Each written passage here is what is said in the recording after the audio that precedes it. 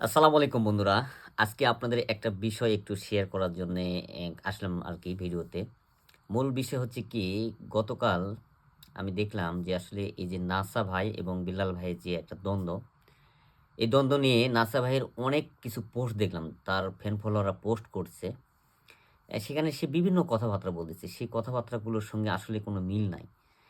এখানে কিন্তু একটা বিষয় তারা বলতেছে, তাদের নাসার যে ফ্যান ফলোয়ারগুলো তারা বলতেছে বিল্লাল ভাই নাকি ভিক্ষুকের মতো সবাইয়ের কাছে হাত পা ধরে টাকা নিয়ে মানুষকে দান করতেছে। এরকমভাবে হেয় প্রতিপন্ন অনেকগুলো পোস্ট দেখলাম। এই পোস্টটা কিন্তু আসলে খুবই দুঃখজনক এবং উদ্বেগজনক। কারণ এই সমস্ত পোস্টগুলো করার আগে তাদেরকে ভাবা উচিত যে আপনি আমি আসলে কোনো মানুষের পাশে দাঁড়াইতে পারছি কিনা? হয়তোবা আমাদের নিজের কোনো সামর্থ্য নেই। কিন্তু আপনার সামর্থ্য নেই, কিন্তু আপনি কারো থেকে নিয়ে কাউকে সাহায্য করতেছেন। এটা তো কোনো খারাপ দিক না। ঠিক আছে?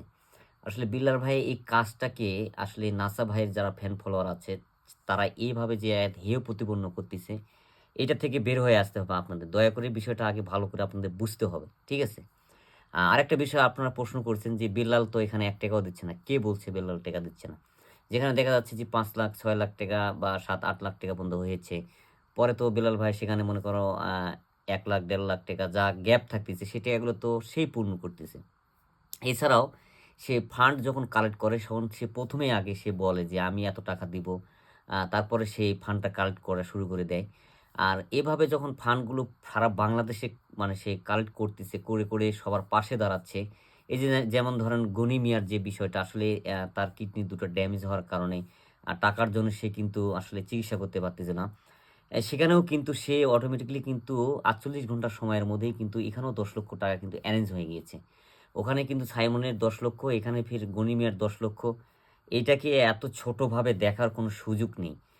নাছাড় যারা ফ্যান ফলোয়ার আছেন তাদেরকে অনুরোধ করব, এই সমস্ত বিষয় থেকে বের হয়ে এসে আ বড় মন মানসিকতার পরিচয় দেন। কে কোথায় থেকে টাকা এনে কাকে দিবে না দিবে এইটা বড় বিষয় না। আমার কথা হচ্ছে মানুষের পাশে দাঁড়াতে পারতেছি কিনা এটাই হচ্ছে বড় কথা। যাই হোক, সবাইকে অনুরোধ করব আ একে অপরের পিছে না লেগে আমরা নিজেদের বিষয়গুলো একটু ভাবার চেষ্টা করি এবং বিলাল ভাই আপনি এগিয়ে যান। আপনার জন্য অনেক শুভকামনা রইলো। সবাই একটু ভিডিওটি বেশি শেয়ার করে দিয়ে পাশে থাকবেন। আসসালামু আলাইকুম।